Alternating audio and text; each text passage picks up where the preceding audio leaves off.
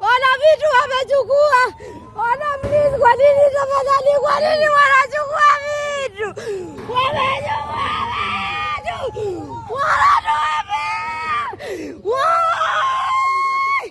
vitu. Gũgĩũka andũ magĩkorerera mami ararĩ nyũmba, ona nĩ ageni aretagĩrĩra mahoya. Kwĩna ageni atumia a mahoya marokaga, arĩ hau areterera andũ aingĩ maraingĩra nyũmba. Mbere yao kwarĩ mũndũ wĩtagwo Zakaraya Baraza, na nĩwe auctioneer.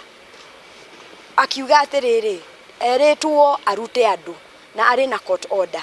Mami arageria kũmwĩra rũgamia hanini, hei marũa macio nĩgetha hote kũmenya nũyũ wauga nyume, tondũ nĩ court order. Na niĩ ndihetwo notice, gũtirĩ mũndũ ũkĩte atĩ kũmwĩra atĩ nĩ agĩrĩire kuma nĩgetha ona ambĩrĩrie onake kwĩbanga. No maũndũ marĩa tuonire ũtukũ ũcio atĩ twaheana marũa monania stop order, andũ gunza acio maroyaga indo tondũ ne maroye ma laptop, ma electronics na maũndũ, iratũ na nguo ma mũndũ no akũiyĩre iratũ cia mwana marutĩte indo electronics na indo very expensive na speakers icio nĩ ciora tondũ tũracietha na tũtiraciona.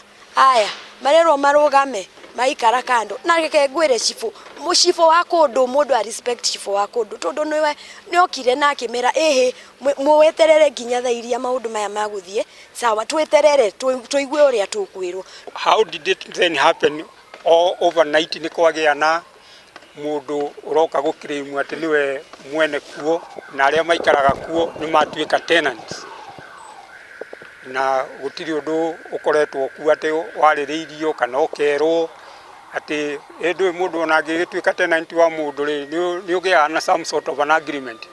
We also sought a court order.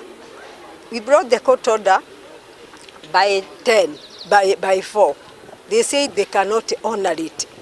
If I would have brought it earlier in the morning, I asked them, I didn't have any eviction order. How could I have given you the order now, then?